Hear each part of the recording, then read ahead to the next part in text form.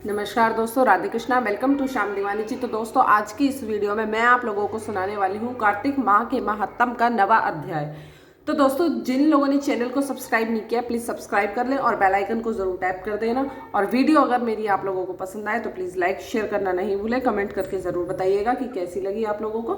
तो सुनिए ध्यान से। जो पढ़ेगा सुनेगा इसे वो होगा भव से पार। श्री हरि कृपा से लिख रहा नवम अध्याय का सार। तो दोस्तों, राजा पृथु ने कहा, हे मुनि श्रेष्ठ नारद जी, आपने कार्तिक माह के व्रत में जो तुलसी की जड़ में भगवान विष्णु का निवास बताकर उस स्थान की मिट्टी की पूजा करना बताया है। अतः मैं श्री तुलसी जी के महत्तम को सुनना चाहता हूँ। तुलसी जी कहाँ और किस प्रकार उत्पन्न हुई, ये बताने की कृपा करें। नारद जी बोले, राजन, अब आप तुलसी जी की महत्ता तथा उनके जन्म का प्राचीन इतिहास ध्यानपूर्वक सुनिए। एक बार देव गुरु बृहस्पति और देवराज इंद्र भगवान शंकर का दर्शन करने कैलाश पर्वत की ओर चले। तब भगवान शंकर ने अपने भक्तों की परीक्षा लेने के लिए जटाधारी दिगंबर का रूप धारण कर उन दोनों के मार्ग में अवरोध उत्पन्न किया।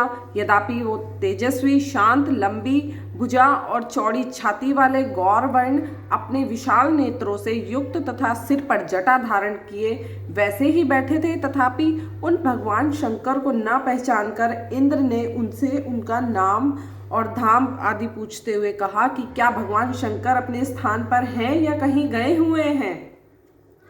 इस पर तपस्वी रूप भगवान शिव कुछ नहीं बोले। इंद्र को अपने त्रिलोकीनाथ होने का गर्व था। उसी अहंकार के प्रभाव से वो चुप किस प्रकार रह सकता था। उसने क्रोधित होते हुए उस तपस्वी को धुड़क कर कहा, अरे, मैंने तुझसे कुछ पूछा है और तू उसका उत्तर भी नहीं देता। मैं अभी तुझ पर वज्र का प्रहार करता हूँ, फिर देखता हूँ कि कौन तुझ दुर्मति की रक्षा करता है। इस प्रकार कहकर जैसे ही इंद्र ने उस जटाधारी दिगंबर को मारने के लिए हाथ में वज्र लिया, वैसे ही भगवान शिव ने वज्र सहित इंद्र का हाथ स्तंभित कर दिया और विकराल नेत्र कर उसे देखा। उस समय ऐसा प्रतीत हो रहा था कि वह दिगंबर प्रज्वलित हो उठा है और वह अपने तेज से जला देगा। भुजाएं स्तंभित होने के कारण इंद्र दुखित होने के साथ साथ अत्यंत कुपित भी हो गया। परंतु उस जटाधारी दिगंबर को प्रज्वलित देखकर बृहस्पति जी ने उन्हें भगवान शंकर का जानकर प्रणाम किया और दंडवत होकर उनकी स्तुति करने लगे। बृहस्पति भगवान शंकर से कहने लगे, हे दीनानाथ, हे महादेव, आप अपने क्रोध को शांत कर लीजिए और इंद्र के इस अपराध को क्षमा कीजिए। बृहस्पति के वचन सुनकर भगवान शंकर ने गंभीर वाणी में कहा, मैं अपने नेत्रों से निकाले हुए क्रोध को किस प्रकार रोकूं।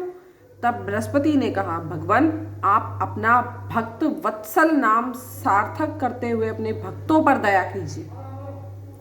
आप अपने इस तेज को अन्यंत्र स्थापित कीजिए और इंद्र का उद्धार कीजिए। तब भगवान शंकर गुरु बृहस्पति से बोले, मैं तुम्हारी स्तुति से अत्यंत प्रसन्न हूँ। तुमने इंद्र को जीवन दान दिलवाया है। मुझे विश्वास है कि मेरे नेत्रों की अग्नि अब इंद्र को पीड़ित नहीं करेगी।